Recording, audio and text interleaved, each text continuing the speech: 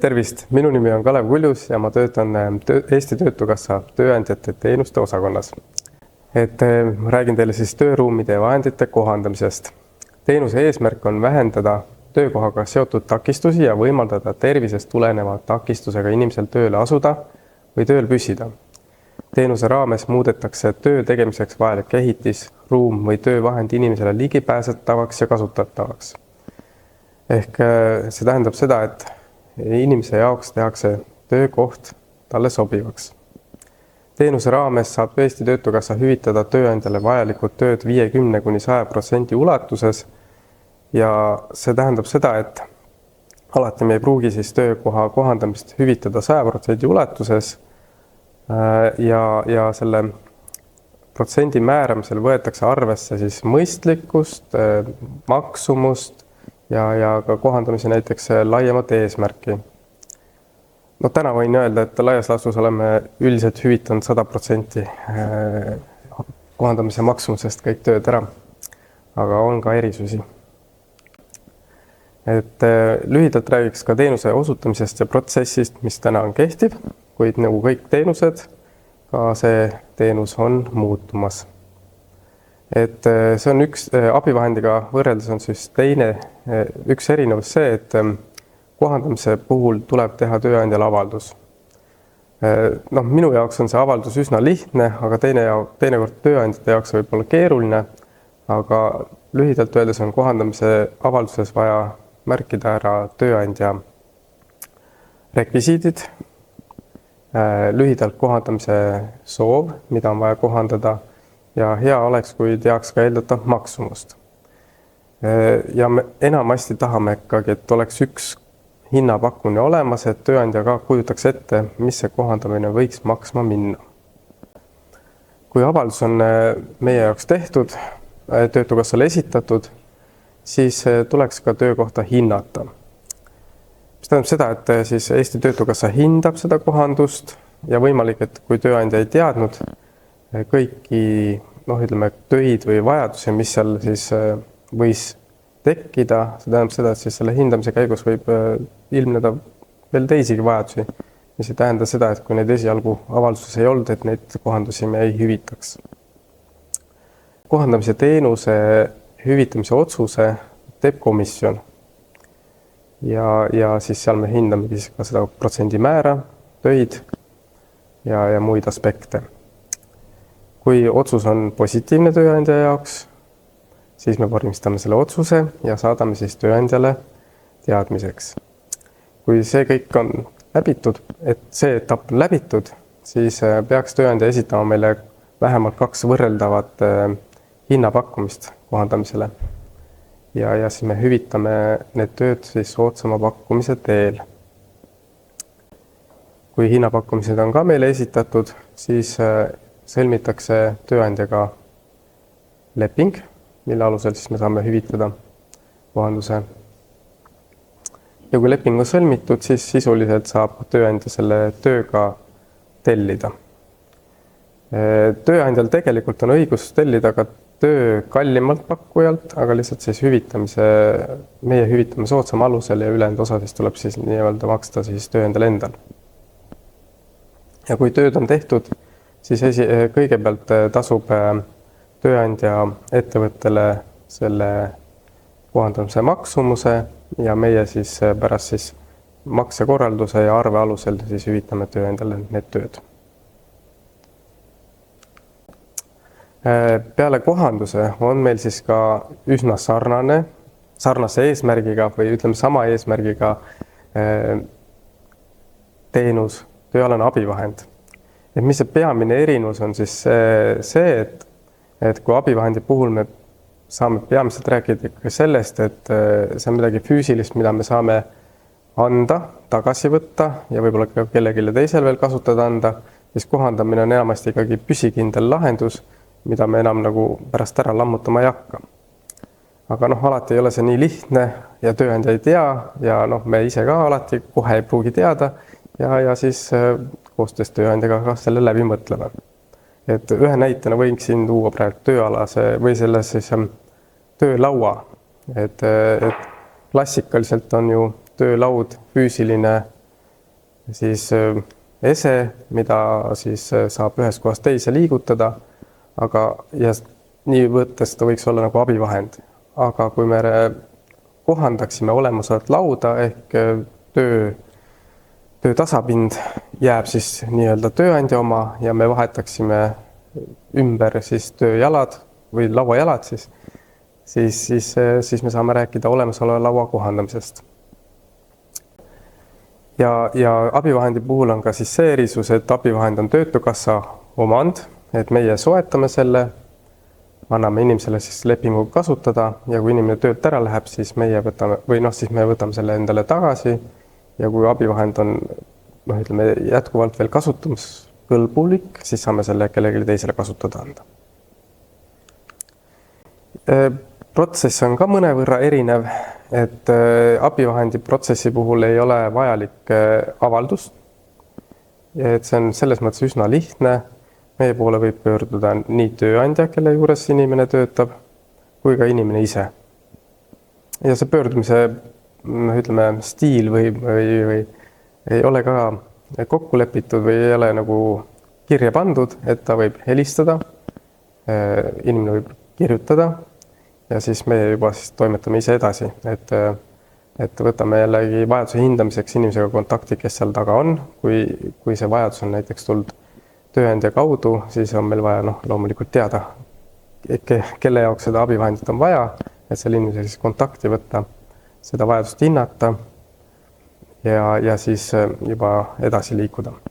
Ja seal on ka siis nüüd see erisus, et kui abivahendi kohanduse puhul on vaja, teeb komisjon otsuse, siis abivahendi puhul olenevalt siis sellest toote maksumusest või mitme toote maksumusest kokku, teeb otsuse siis kas siis maakondlik osakond või siis komisjon. Et täna see piir on siis 2000 eurot, et alates 2000 eurost siis mitme abivahendi samaaegsel menetlusel või siis ühe abivahendi maksumuse puhul teeb komisjon otsuse. Kui otsus on tehtud, siis vastavalt siis abivahendi parameetrite tingimustele võtame meie hinnapakkumised ja siis soetus toimub ka üldjuhul ikkagi siis soodsama pakkumise alusel. Ja kui see on meile kätte, oleme selle ära soetanud, siis anname inimesele selle kasutada. Ja selle kasutamiseks ka sõlmime leping. Üldjuhul sõlmitakse leping tööandjaga. Ja oleme rääkinud siin pikalt sellest, mis need teenused on, aga siis kellel need teenused on, ehk sihtrühm. Ehk siis tervisest tuleneva takistusega inimesed, et siis meie mõistes puudega püsiva töövõimetuse osalise või puuduva töövõimega inimesed, kes on täna töötud ja on tööle asumas, või siis töötajad, siis siin slaidil on nüüd pikk tööturumeetmete seaduse paragrahv, mida ma siis tõenäoliselt ei ole mõistlik hakata tsiteerima, aga siis lühidalt öeldes praktiliselt kõik inimesed, kes töötavad töölepinguga, võlaõigusseaduse lepinguga, kellel on siis avalikus teenistus, kohalikus omavalitsuses, osaühing, FIE ja nii edasi. Ja kohandamise erisuse puhul on ka see, et kui abivahendi puhul ei ole töösuhte pikkus oluline, siis kohandamise puhul peaks olema töösuhe vähemalt 2 aasta pikkune. Tõenäoliselt muidu ei oleks meil väga mõistlik võib-olla mingi kohandust teha, kui inimese töösuhe on näiteks, 2 kuud või midagi sellist. Nagu igal teenusel on ka meie teenustel põhimõtted ja olen siin need mõned põhimõtted ka välja toonud. Et tööandja ülesanne on siiski tagada korrektsed ja ergonoomilised töövahendid ja mõistlikkuse piires peab tööandja ka arvestama siis töötaja kehaliste ja vaimsete võimetega. Ja töökoha ja töövahendid peavad olema ohutud ja vastama ohutusnõuetele, ehk teenuse raames me ei vaheta abivahendid või siis töövahendid ümber seetõttu, et see ei vasta näiteks ohutusnõuetele. Üldkasutavasse hoonesse, kus osutatakse siis avalikke teenuseid, peab tagama ligipääsu teenuse osutaja. Ütleme, et siis mõne kaupluse või haigla sissepääs peab olema ligipääsetav ka siis puuetega inimestele, väärtöövõimega inimestele. Kaldtee on seal, ütleme siis iseenesestmõistetav peaks olema.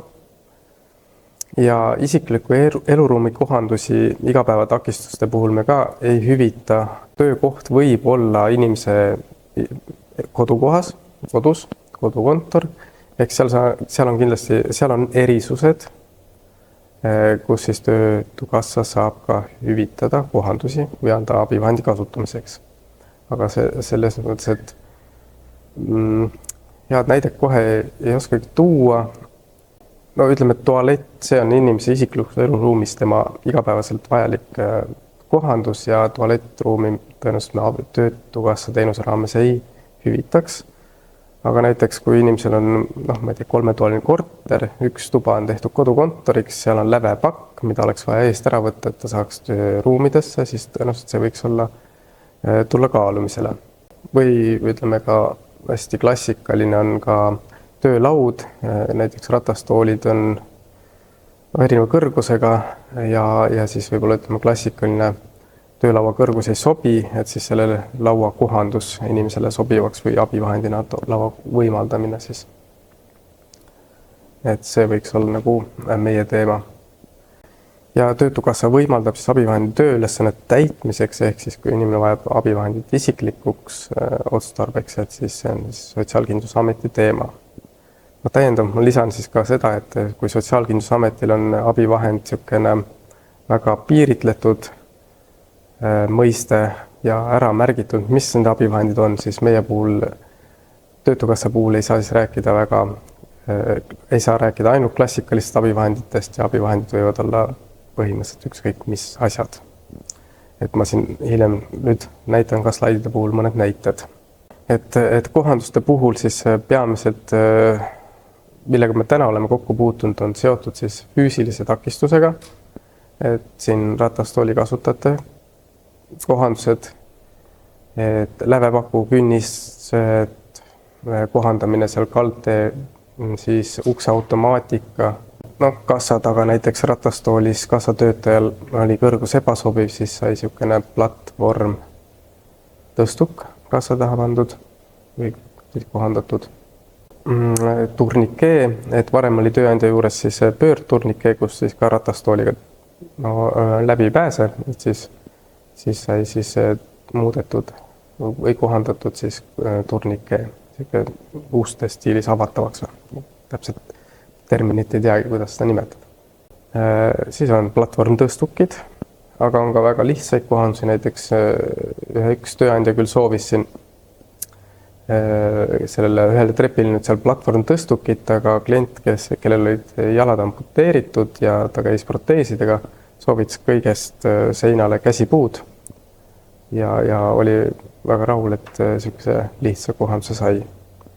Ja ühel juhul on siin tooltõstuk, kus ka siis töötaja pidi väga tihedalt trepist käima ja siis oli niisugune takistuseks, et ühe korra päevas on okei, aga kui mitu korda peab käima, siis läheb raskeks ja oli täitsa põhjendatud niisugune tooltõstuk sinna trepile paigaldada. Et tualeti kohandusi tõenäoliselt ka saab teha keerulisemaid või ka lihtsamaid, et siin ühel juhul ka soovis isik ainult käsipuud seinale ja sellest täiesti piisas ja pesemisruum ka siin pildi peal, kus alguses oli niisugune 3-jalgne tool, mille peal siis inimene istus ja siis ütleme siis pandi seina peale kinnitatav tool. Et see 3-jalgne tool ei olnud nagu väga ohutu ka. Ja siis käsipuu, mis aitab siis ennast sinna peale vinnata. Ja mõned abivahendid, näiteks siin on üks füüsilise takistusega noormees käelises tegevuses, kus siis mööbli kokkupanekuks võimaldasime abivahendina pneumaatilise tõstelaua, et kuna tal oli takistatud siis käte tõstmine ja kummardamine ja põlvitamine, et siis oleks seda tööd lihtsam teha. Ja samamoodi ka käru, et detaile siis liigutada ja tõsta. Ja siin on siis, ma ei tea, akutrelv, et siis lindkruvikeeraja, naelpüstel ja balansiir, et kas need siis on töövahendid või abivahendid. Et kui nüüd pilti vaadata, siis ütleks puhtalt töövahendid, aga teatud tingimuste puhul on siis tegemist ka abivahendiga. et kindlasti need asjad kõik toetavad kõigi töötajate töö tegemist, aga mõne inimese jaoks on need kindlasti vajalikud, väga vajalikud, et näiteks siis ühe käega töötaja, et tundub üsna ebamõistlik, et kõigepealt kruvi pressid puidu sisse ja siis võtad akutrelli, et siin siis lindkruvi keera, et siis on see lindi pealt tuleb kruvi ette, et sa saadki ühe käega seda lihtsamalt teha. Ja niisuguse ilma haamri ja naela löömiseta ka, et siis on siis naelapüstol siis suruõhuga. Ja balansiir, millega saab siis töövahendi niisugust raskusjõudu parandada, et sinna otsa riputada. Natuke veel käelisi abivahendeid ja nägemisega seotud abivahend, et siin on üks klaviatuur, kontrastsel taustal tähed ja suuremad tähed, digitaalne luup ja näiteks siis elektrilised käärid. Käsitöölisel näiteks oleme võimaldanud, et kuna tal siis oli käeline takistus, siis niisugused väiksed elektrilised käärid ja kerged võimaldasid tal seda käsitööd nagu lihtsamalt teha. Ja siis arvutihiire nagu alternatiivne siis niisugune puutetundlik plate või kuidas eesti keeles öelda, touchpad.